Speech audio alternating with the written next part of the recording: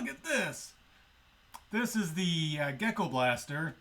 It's based on the replica of the Imperious Quartermaster, aka Clint Williams, presented to actor Dominic Pace, who played Gekko the Bounty Hunter in episodes 1 and 3 of The Mandalorian.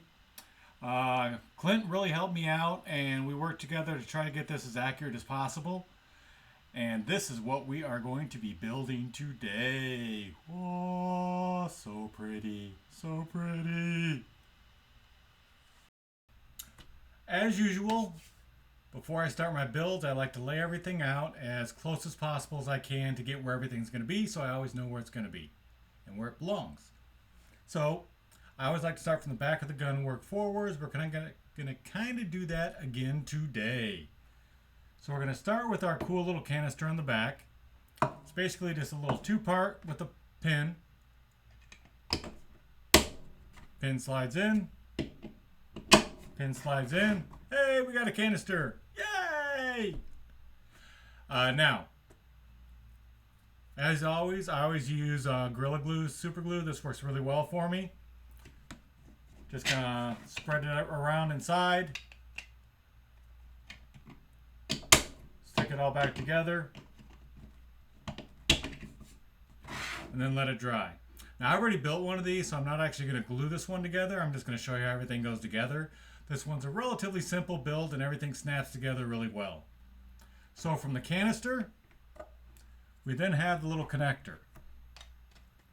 Connector just slides on in. And there we go. Yay! Now we're just going to kind of work our way down. Next is the main receiver part. This is the main part of the receiver. Canister just slides right on there. I'll stick it on at the end. Now for the receiver, we have a front, or a back and a front.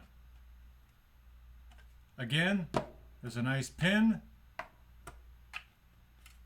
that goes between these two guys. They kind of lock them into place, make it a nice, good fit. And then this one has a cool little interlocking system for the front, for the barrel.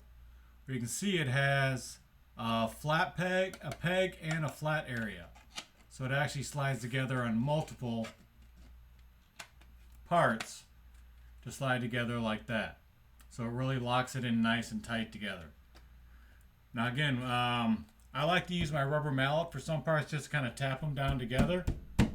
Again, this one I'm not going to do a complete build. I'm just showing you how the parts go together. So that would be the front of the receiver. Then you have another peg that goes in the front of the barrel to the barrel end. Now, for the scope, you want to make sure you put the scope together correctly. You have the scope mount. Then you have the rear part of the scope. This would be what is towards the eye. The front part of the scope. And the center part of the scope. Now what's cool is these all lock together within the scope mount. So you basically just slide the front part in. See how it overhangs a little bit? That's for this part. Slide it back, put this in the middle, and then slide them together. Oh, oh, oh, isn't that cool? And then the same thing with the back part. You just slide it in, and then it all locks together nice and tight for you. And then this part just sits right on top of the railing here. And I'll bring out the completed one and show you. It just sits right on top. And then basically all you have left for this build is the door breaker hook, which just slots right in the bottom here. The magazine. And the handle. So as you can see, this is actually a pretty straightforward build and not that difficult to put together. Now let me go get the completed one again. Zoop! Hang on.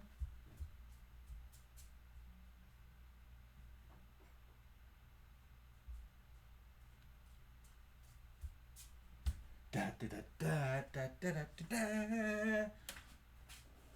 To show you how it all Goes together. And you see how that mounting bracket just snaps on the top. Still have your clip down here. Your door breaker just clips right on there. And then the canister just slides right on the rear. So that's pretty much it for this build. This is a nice, clean, easy build. Everything locks together nice and tight and makes for a really nice, solid prop.